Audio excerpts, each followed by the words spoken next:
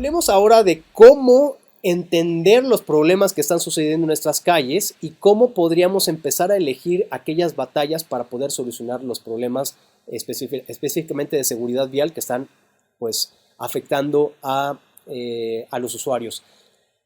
Me parece que este apartado puede ser muy de su interés porque a través del levantamiento de datos, de la digitalización y de la interpretación de estos datos, podemos empezar a construir cierta información que nos permita tomar decisiones de manera eficiente, adecuada, efectiva.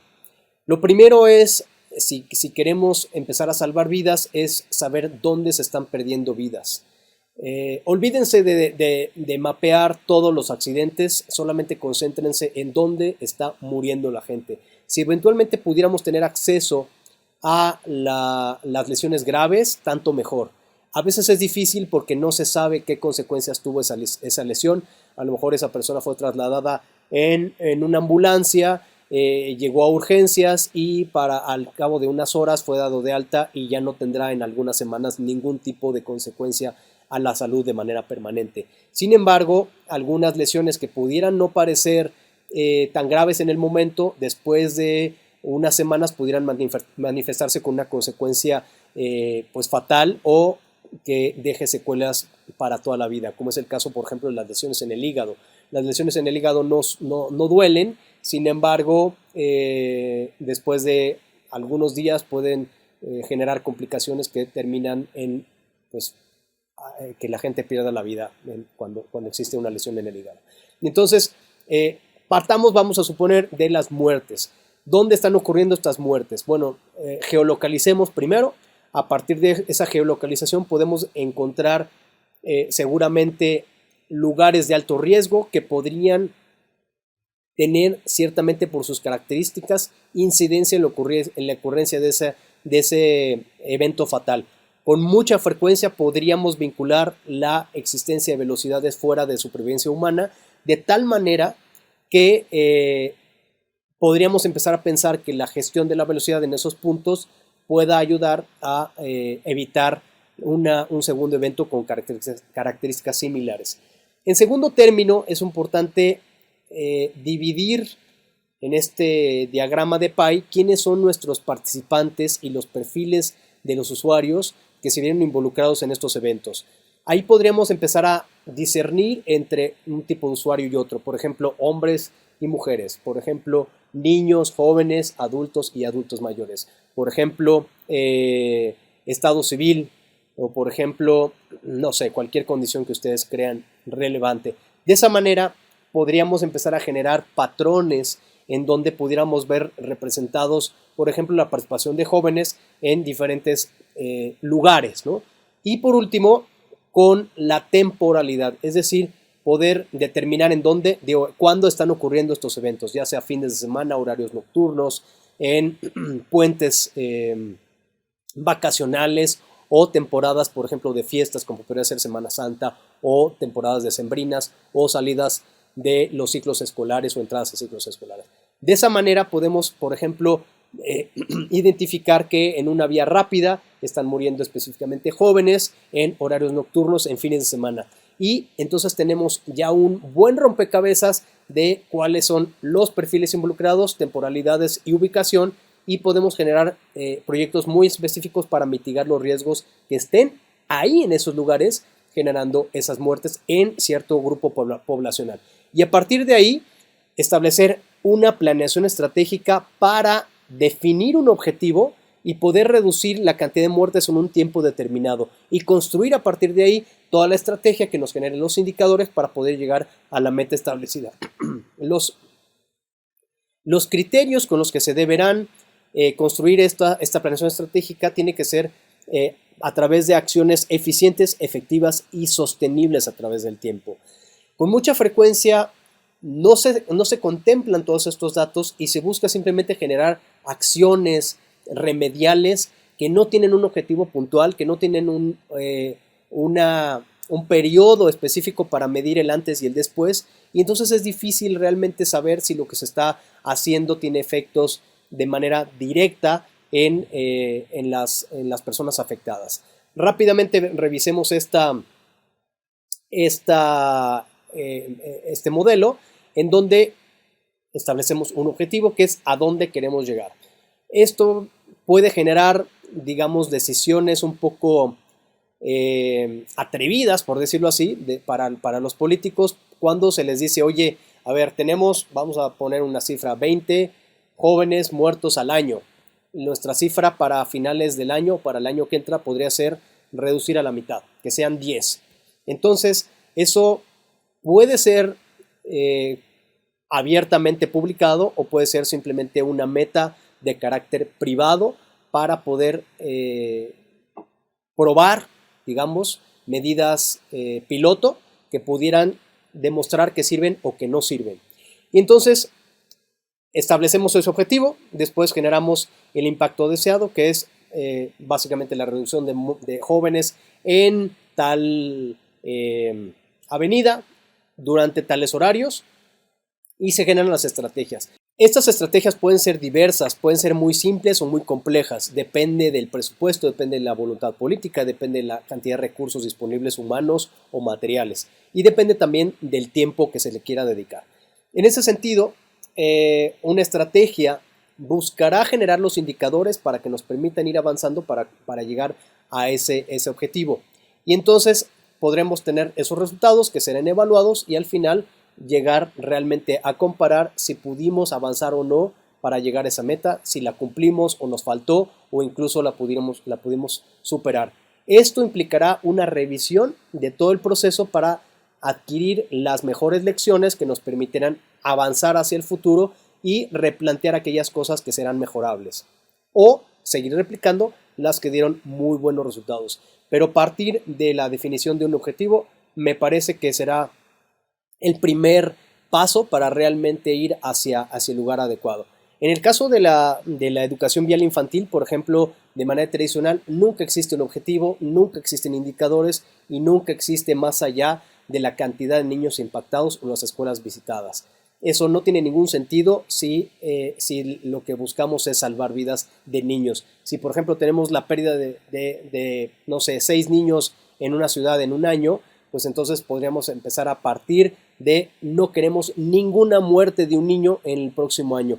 ¿Qué tenemos que hacer? Pues encontrar dónde sucedieron las muertes, cuáles fueron las causas, qué elementos podemos modificar para que se eviten esas muertes a través de transformar, modificar los condicionamientos que llevaron a esa muerte, y entonces nuevamente pues, se establece el objetivo, después se construye la estrategia, se construyen los indicadores y se evalúa nuevamente qué sí funcionó, qué no funcionó en función de los resultados obtenidos al final del año.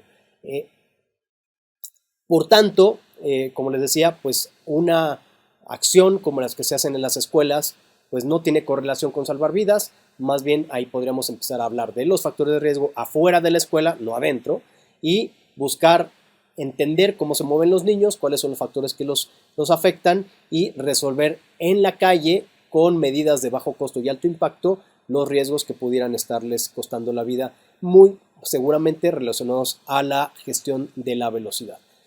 Veamos cuáles son otras informaciones, qué otros datos nos pueden ayudar a tomar decisiones. Empecemos por los aforos, la cantidad de personas y vehículos que están caminando, andando, moviéndose por una calle, por ejemplo. Si estamos haciendo un análisis dentro de una zona escolar, pues partamos de hacer un aforo. El aforo es básicamente a través de pequeños bloques de 5 minutos, contamos la cantidad de personas, vehículos, lo que sea, lo podemos hacer a mano o a través de aplicaciones o a través de instrumentos digitales, y después a través de esos bloques de 5 minutos en donde tenemos pausas de 10 y después otros 5 minutos contamos y generamos esta gráfica como ustedes tienen ahí, que nos generará nuestras horas valle y horas pico. Lo importante es que se midan sí los peatones, sí los ciclistas y sí otro tipo de formas de movilidad. Con mucha frecuencia se olvida medir peatones, se olvida medir ciclistas, Y todavía, si somos un poquito más ambiciosos, podríamos medir tipo de peatón, por ejemplo, niños, por ejemplo, mujeres, por ejemplo, adultos mayores. De esa manera podemos tener una mayor gama de información, de tal manera que podríamos entender a qué hora se mueven diferentes tipos de usuario y cómo podemos resolverle a esos tipos de usuarios de manera específica en los momentos en donde se están moviendo cada uno. De la misma manera, ciclistas, podemos hablar de ciclistas de diferentes tipos de bicicleta. Por ejemplo, podemos hablar de ciclistas de ruta, por ejemplo, que son deportistas que no necesariamente están usando la bicicleta de manera de movilidad, o ciclistas que llevan carga, o ciclistas que simplemente se mueven sin ningún tipo de carga simplemente para llegar a un lugar de trabajo, o ciclistas de reparto también. Entonces, al generar estas diferentes informaciones, podemos saber dónde se concentran, en qué momentos los usuarios y cómo podemos ir resolviendo puntualmente. Perdón.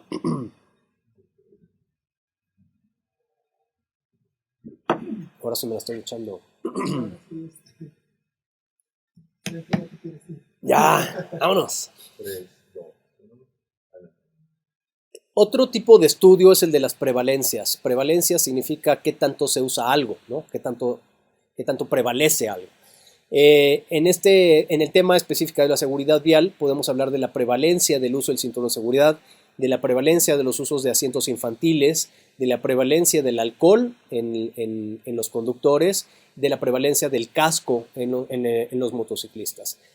Estas estadísticas que les presento en esta tabla son de un estudio del uso de cinturón de seguridad que se realizó en 2008 en diferentes entidades de la República, en el Distrito Federal, en Guanajuato, en ese entonces Distrito Federal, Guanajuato, Jalisco y Nuevo León. Aquí pueden ver por tipo de vehículo: taxis, vehículos sedanes, camioneta familiar, vehículo de carga ligera, antigüedad del vehículo, posición dentro del vehículo y el género. En este caso podemos ver en promedio cuáles son las entidades donde más se usa el cinturón, que en este caso era la Ciudad de México, con el prácticamente 70% en promedio, más o menos. Guanajuato apenas alrededor del 40% entre León y Celaya. Guadalajara alrededor del 35% en Guadalajara y Zapopan. Y en el caso de Monterrey fluctuaba entre el 28% y el 42%. Podemos hablar de un promedio de 30 y tantos por ciento. Esto es en 2008, muy probablemente las cifras se hayan modificado a favor de un aumento. Sin embargo, quiero que noten ustedes aquí abajo, posiblemente estas cifras no hayan cambiado tanto, por ejemplo, en el uso del cinturón en el asiento trasero. En el caso de la Ciudad de México estamos hablando apenas de arriba del 10%, y en el resto de las entidades menos del incluso 5%. Es decir, la gente atrás no usa el cinturón de seguridad, y esto me temo que no haya cambiado prácticamente nada más como dato cultural. Bueno, ¿cómo se levanta esta información? Hay metodologías ya muy bien desarrolladas, en donde en los semáforos se cuentan 5 vehículos y se evalúa el quinto. En el caso del quinto vehículo se observa y se anota, puede hacerse también por app o a la antigüita con formatos pues mecánicos, digamos, físicos. Se cuentan los pasajeros que van adelante, se ubican si van adelante o atrás y se observa si traen su cinturón puesto o no puesto. Se observa también el género, el tipo de vehículo, y bueno, pues de esa manera se va capturando después toda la información para generar este tipo de información. Las muestras pues tienen que ser suficientemente robustas para dar un margen de error lo menos posible, y entonces se establecen primero pues la cantidad de muestras necesarias. Otro de los instrumentos muy útiles es el de la georreferenciación, que esto ya afortunadamente gracias a los GPS permiten facilitar la captura de la información, y después se puede realizar un análisis. Esto se puede vincular al trabajo que hagan los policías a través del levantamiento de los partes cuando sucede un evento. Este análisis en particular nos habla de la ubicación de todos los puentes peatonales, que son todos los puntitos negros que ustedes pueden ver. Esto es en la Ciudad de México, y su correlación con el atropellamiento de peatones. Como pueden ver, hay lugares muy claros donde existen puentes peatonales y sin embargo son manchas muy claras donde existe una densidad importante de atropellamientos, como es este caso de esta zona más o menos al sur de la ciudad. Tenemos aquí otros puntos donde existen puentes peatonales y sin embargo existe alta concentración de atropellamientos. En esta parte de acá también hay una buena cantidad de atropellamientos. Estamos aquí, si ustedes se ubican, este me parece que es circuito interior, posiblemente este es viaducto y me parece que esto es periférico, esta parte de acá. Aunque no estoy seguro si esto también es...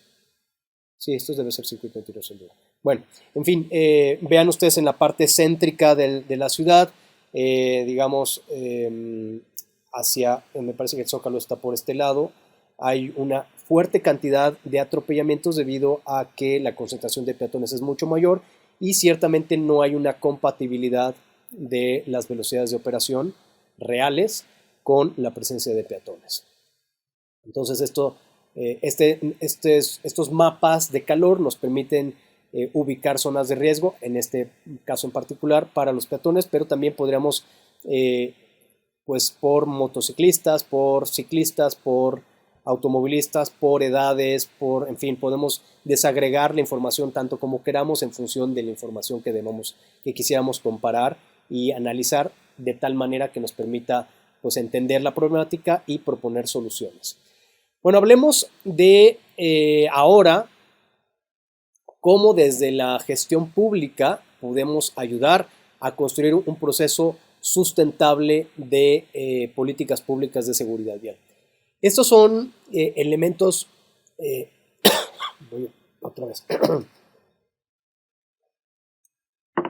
Estos son elementos tomados de un modelo recomendado por la Organización Mundial de la Salud en los decenios de acción por la seguridad vial. En primer término debe haber un liderazgo, ya sea una persona o un grupo, una entidad que establezca la visión, el camino y básicamente que oriente los esfuerzos hacia un punto determinado.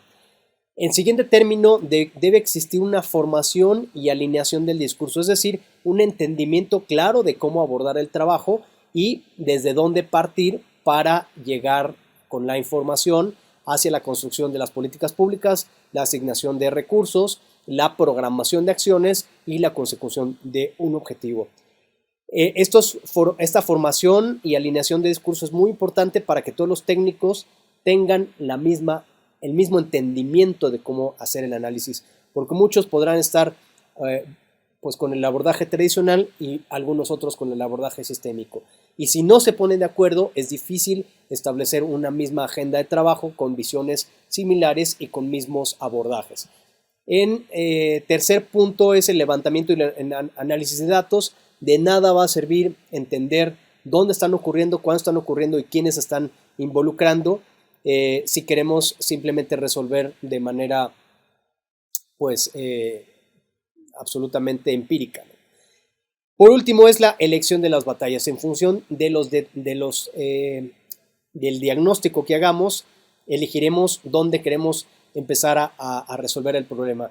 La recomendación es que se vayan al problema más claro y más grave, que posiblemente esté relacionado, por ejemplo, a la participación de jóvenes, o a la participación de peatones, o a la participación de niños. Esos tres públicos, esos tres colectivos, normalmente son los que normalmente concentrarán los daños más importantes y más dolorosos para la población, y posiblemente sería el punto de partida: peatones, jóvenes y niños.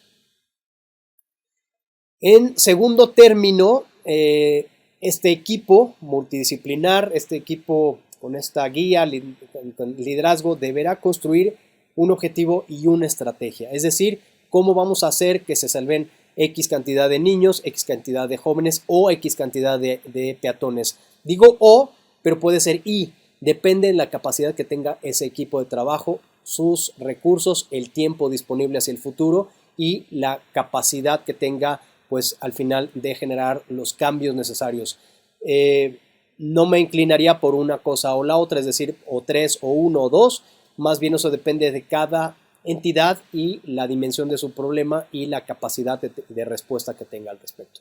Después viene el diseño del proceso, que esto es básicamente una asignación de responsabilidades y de la construcción de procesos que se irán dando poco a poco para poder llegar a la consecución del objetivo. Los procesos, ojo con esto, son la manera de poder llegar realmente a la consecución del objetivo. No podemos simplemente llegar a querer cambiar todo de un solo golpe. Tendrán que pasar diferentes cosas en diferentes momentos para poder asignar responsabilidades y tiempos y recursos de tal manera que sí haya una construcción de todo el camino hacia la solución final.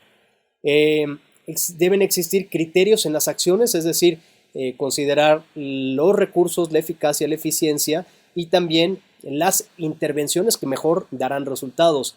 Mi última apuesta, como recomendación personal, es apostar a las conductas, más bien es a entender esas conductas y resolver los entornos de manera que, número uno, se reduzcan los riesgos, pero número dos, y más importante tal vez a través del tiempo, reducir las conveniencias para el automóvil. Es decir, generar mayores complicaciones para que el automóvil no le sea tan fácil circular por los lugares donde están sucediendo estos incidentes. Y esto podría tener que ver, por ejemplo, si vamos a intervenir una gran avenida, una autopista urbana, un periférico o una carretera que cruza, pues a lo mejor podríamos llegar a pensar hasta generar peajes para el mantenimiento seguro de ese entorno.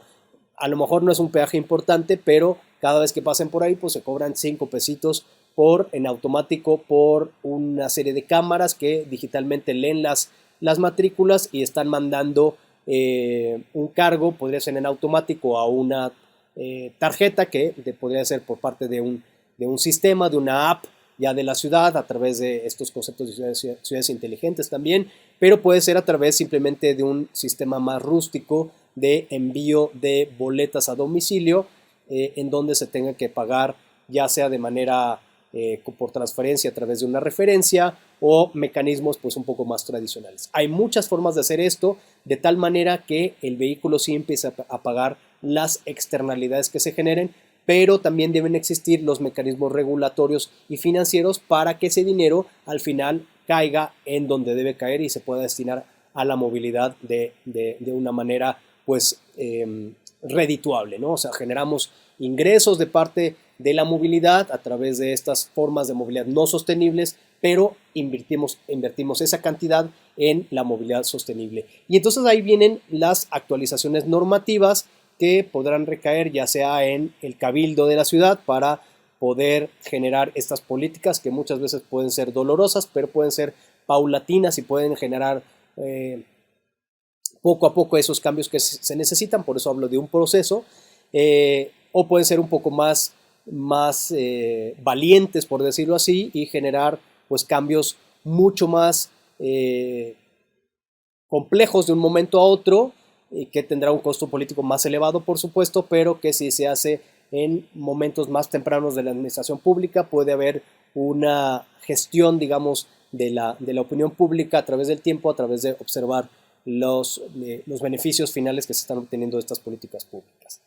En una tercera parte, hablemos de la implementación, cómo estas medidas ya se ubican en las calles, empiezan a demostrar resultados a través de un sistema de evaluación, y mi recomendación es que todos los resultados positivos que generen estas acciones se publiquen, se evidencien, se le genere información a los medios y los medios ayuden a replicarlo. Y obviamente, como ya existen las redes sociales, pues también utilizar esa información para alimentar las redes sociales de los gobiernos y de esa manera generar esta buena imagen que estos proyectos, que eventualmente pueden ser los dolorosos, porque todos los cambios son dolorosos, pero que se pueden traducir al final en buenos resultados que la gente tendrá que poco a poco ir asimilando. Y por último está el proceso de iteración, en donde estamos revisando a través de indicadores lo que sí funcionó y no funcionó, y de esa manera lo que sí funcionó robustecerlo y lo que no funcionó pues mejorarlo, cambiarlo o retirarlo, para de esa manera pues continuar en esta mejora continua de la transformación de las ciudades hacia un modelo de ciudad pues, que queremos que sea mucho más sostenible.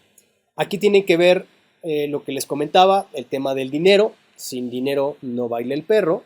Entonces es muy importante considerar la aplicación regulada y comprometida de presupuestos, de tal manera que los proyectos no se caigan a la mitad de la ejecución.